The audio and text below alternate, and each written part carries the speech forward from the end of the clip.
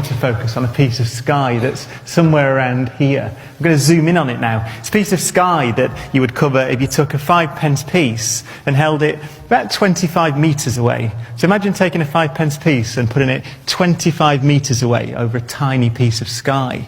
Well, a few years ago now, the Hubble Space Telescope, which is in orbit around the Earth, turned its gaze to that tiny piece of sky, the 5p piece bit of sky, and took a picture. It opened its camera shutter for thousands and thousands and thousands of seconds and just gathered the light from that piece of sky. It was deliberately chosen because it's a dull, uninteresting piece of sky. Actually, from the surface of the Earth, you would see virtually nothing in it at all. But this is the picture that Hubble took. And you see that it's anything but empty. It's called the Hubble Deep Field image. It's one of the most important and fascinating images in the recent history of astronomy.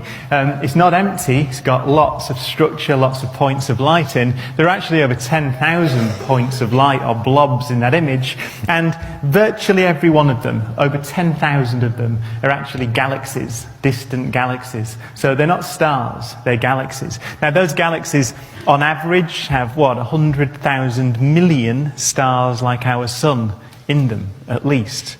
So 100,000 million stars in each one of those 10,000 blobs. The most distant object in that image, and I'm going to talk a bit about how we know these things in a moment, but the most distant object is 13.2 thousand million light years away. It was actually discovered in this image only a few months ago.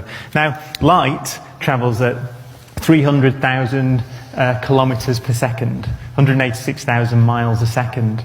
And at that speed, it's taken over 13 billion years to travel from the most distant object in that image to Earth, to the Hubble Space Telescope. Now, when you think that the Earth is only just under 5 billion years old, it means that most of the light from most of the galaxies in that image began its journey to Earth before there was an Earth. And for some of the most distant galaxies there, they were over halfway here when the solar system was just a cloud of gas and dust. It hadn't yet coalesced into the sun and the planets and moons of the solar system. So imagine what that looks like. That's a tiny, remember, 5p piece of sky 25 metres away. Imagine what that looks like when you extend it over the entire sky. Well, this is a beautiful map of the observable universe. Every dot on that map is a galaxy, with 100 billion stars like our sun in it, at least. You see that the structure in there, they're not randomly distributed.